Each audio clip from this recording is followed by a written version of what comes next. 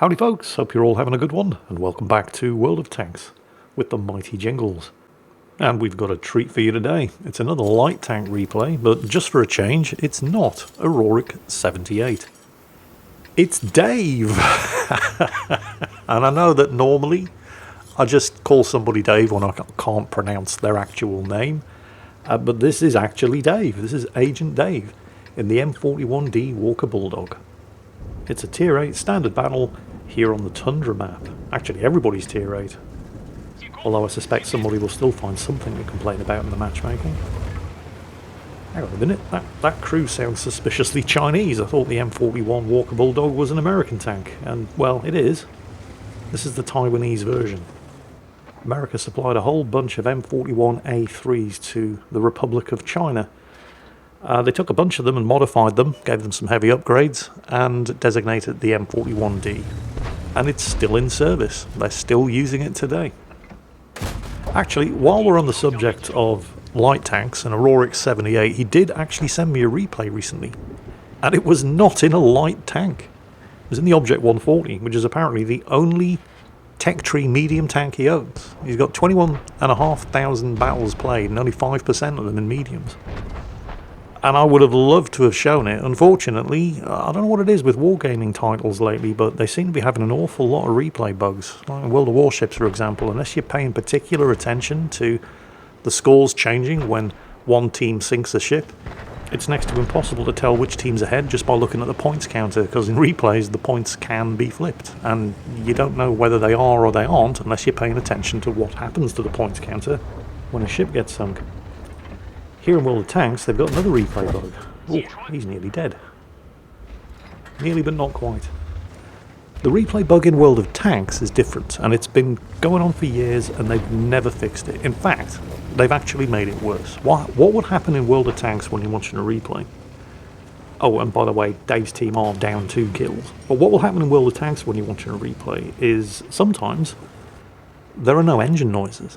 You're sitting there in the deployment zone waiting for the countdown timer to elapse, and it's deadly silent. And then the battle starts and the tanks all move off and everything's silent, and it totally ruins any sense of immersion.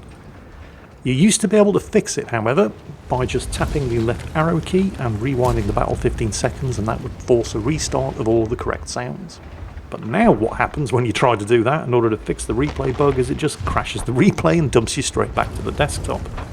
And that, unfortunately, was the problem with the Rorik's Object 140 replay, which I was desperate to show you, but the video would have been crap because no engine noises. But that's alright, because we've got Dave in a light tank, and his team are getting their arse handed to them. They're down 2 kills to 4. Oh, they just managed to pull one back, nail the back check, and then just as quickly they lose another tank, so the enemy team remain 2 kills ahead. 2,000 hit points ahead as well. More importantly, the enemy team pretty much have map control. Dave's basically buttoned up inside his own base here and completely unable to break out. So while Dave's waiting for an opening and taking whatever pot shots he can... Oh, I'm getting spotted. Careful. What exactly are the differences between the Taiwanese Tier 8 Walker Bulldog and the American Tier 8 Walker Bulldog? Because despite their essentially being the same tank, there are actually some significant differences, mostly to do with the fact that the Taiwanese army was supplied with M41A3s, which they went on to upgrade and modify themselves, which has resulted in this premium Chinese version of the Walker Bulldog being substantially better than the original American version of the Walker Bulldog. It definitely has a superior 76mm gun, and not in a small way either. It's basically better in every way other than the 170 average damage per shot. It's more accurate, it's got faster aiming time, it's got faster reload, it's got better penetration, overall better gun handling. It's just a better gun. In fact, that kind of sums up all of the differences between this Taiwanese version of the Bulldog and the original American version. And it pains me to say this because I do actually like this little tank, but like the Taiwanese version of the gun, when you compare the tank itself to the original American version, it's still accurate to say that, I mean, it's not that good, but it's better than the original. As well as the superior gun, the M41D has more hit points, it's got better view range, less chance of fire when the engine or the transmission takes a hit, The tracks have higher hit points, so it's more difficult to immobilise it by blowing the tracks off. In fact, the only advantages that the original tank has over this M41D version is the M41D has a worse ammo rack and it's got lower engine hit points. Other than that, it's better in every regard.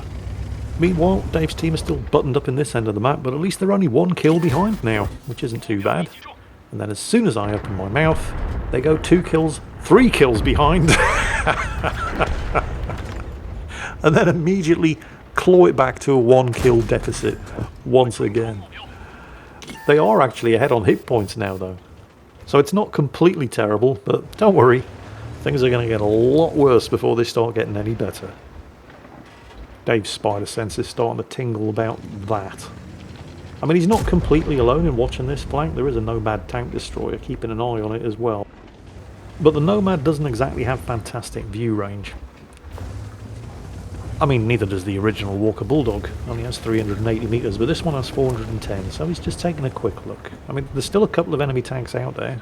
Although the Progetto was a one-shot kill, there he is, even for this 76mm gun. Unfortunately, the Progetto is not taking any chances.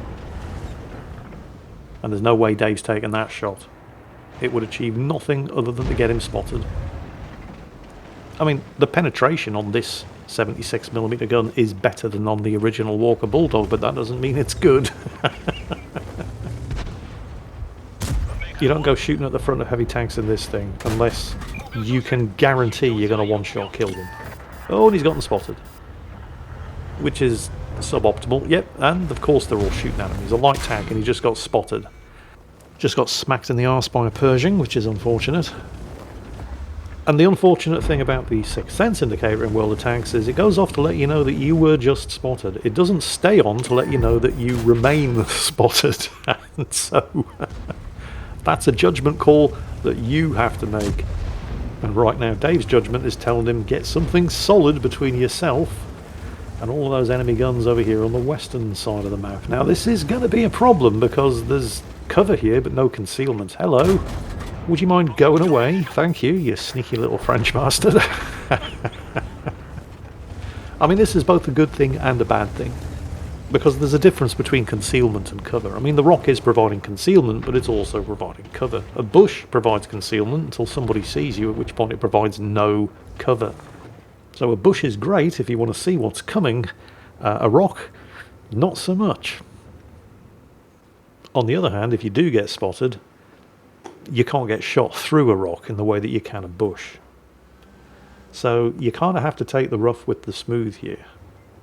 Oh, hello. That's not good. Do you care to be somewhere else as well? Thank you. Oh, yeah. You don't want to be pinned behind this rock because you're basically no use to anybody alive. You can proximity detect somebody on the other side of the rock and that's it. Yeah, Dave's getting out of here. It might be safe for him to rejoin the SU-130PM. And he managed to get over here without getting spotted.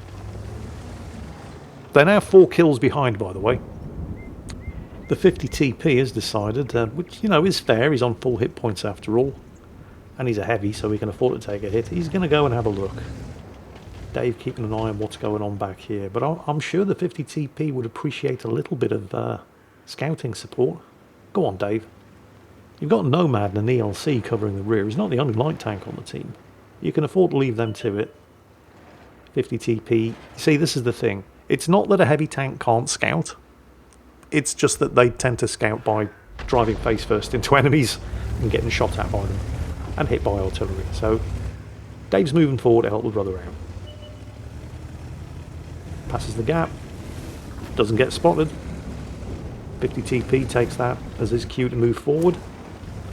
We know there's a T-77 and a Scorpion G over here. Now, I have to admit, I know nothing about the T-77. It's more made up bullshit. And while the Scorpion G is also more made up bullshit, it's been made up bullshit for long enough that I'm actually familiar with it. And you have to respect its 128mm gun.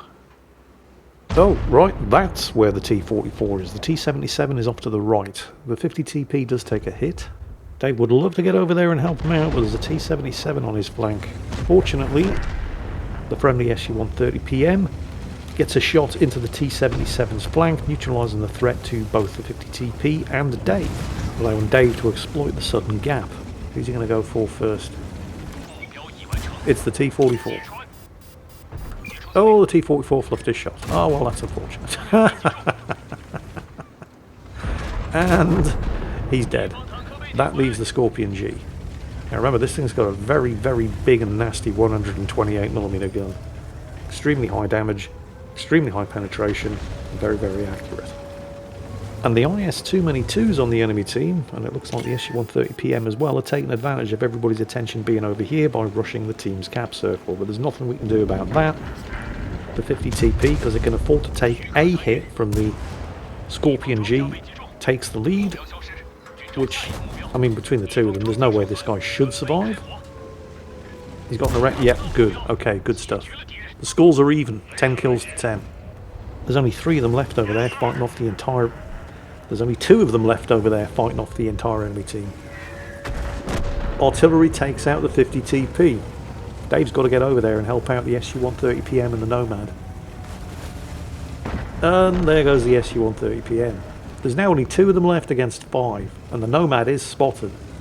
He spots the Pershing. I'm sure he would much rather have spotted the Progetto, because the Progetto is a one-shot kill. The Nomad gets the ELC. There's 2 of them against 4. The Pershing appears to be just sitting there. Not sure whether or not that final blind shot actually hit anything. And the Nomad gets bitch slapped into the middle of next week by the artillery. Dave is now alone, with 660 hit points to his name against 4 enemies who have double his hit points. And one of them has halfway capped out his base. And I am 100% positive that this is the point where at least one person on the enemy team is saying no cap, kill all. Request approved, says Dave. Nails the Progetto. Can he beat the reload of the SU-130? Of course he can. Got to keep moving, of course, because he is 100% absolutely spotted. The Pershing is going to be lining up a shot, if he didn't already, and miss, as will the artillery. Ducks into the rocks over here, where I'm sure he's hoping he's going to be artillery safe, and he doesn't really have an awful lot. I mean, it's unusual for a Pershing to take a hit and not take damage, but if that's going to happen, it's going to be a shot that hits the gun mantlet of the turret front. And he did get spotted. And of course artillery is getting in on the action. 2 minutes and 43 seconds of this battle left. Here's the issue. If he tries to close the distance on and respot the Pershing, there's an excellent chance he's going to get counter-spotted and hit. Potentially by both of them. Far, far better, because it doesn't look like the Pershing is interested in leaving that hilltop spot. Far better to go for the enemy base, take out the artillery, and then sit in the enemy cap circle, forcing the Pershing to come to you. It's not without its risks, but it's probably the best option. And that's exactly what he's doing. And then the Pershing slips into the cap circle. 2 minutes left. Didn't see that coming. Honestly didn't think Pershing was going to leave his hilltop position. But he has. And now the shoe's on the other foot, and Dave has no option but to go back and defend. Which of course is exactly what the Pershing wants him to do, and the artillery is also going to be watching that cap circle like a hawk. There's the Pershing. Good news, facing the wrong way. Bad news, Dave misses his shot. Good news, the Pershing misses his shot. And he's had his tracks blown off. Artillery narrowly misses. Dave finishes off the Pershing. The crew was stunned. He's got to keep moving, of course. Although he should be okay. Artillery did just take the shot, and an SU... what is it? An SU-14-2? It doesn't reload that quickly. So, yeah, the stun's already gone. Now, however, Dave is completely out of options. That little diversion to kill the Pershing and prevent him from winning by capping means that Dave no longer has time to win by capping out the enemy base. Instead, he's got one option and one option only, and that's find and kill the SU-14-2. And the SU-14-2 now only has one option. He has to find and kill Dave. But I think the odds are with Dave. Because of course he's going to be sitting in the bushes beyond the cap circle. Where else is artillery going to be? other than drowning himself in the nearest body of water when he's the last one left alive on the team. But not this one, and so that's a victory for Dave. And not just any old victory, as well as the obvious ace tanker, that was a mark of mastery, as well as high caliber and top gun. And not just any old high caliber either, he did double the damage of the next highest scoring player on the team, in a tank with a 76mm gun that only does 170 average damage per shot.